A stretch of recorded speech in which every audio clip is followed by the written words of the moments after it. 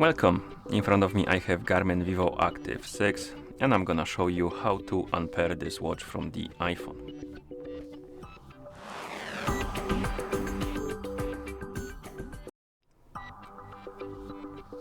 First, we need to open the GARMIN Connect application on the iPhone that is paired with our watch. So find the icon of the app and tap on it to open the application. In the app, find the More Options icon, this one, tap on it, then scroll down, tap on GARMIN devices, and here select your Vivoactive 6.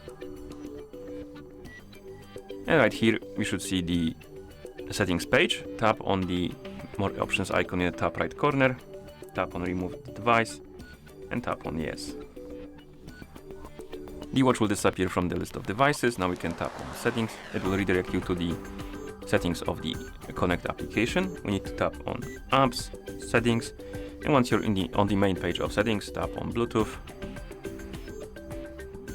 Find the Vivoactive 6 on the list of devices, tap on the info icon next to it, and then tap on Forget this device, and tap on Forget device.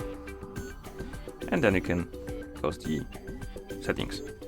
And that's how you unpair this watch from the iPhone. Thank you for watching.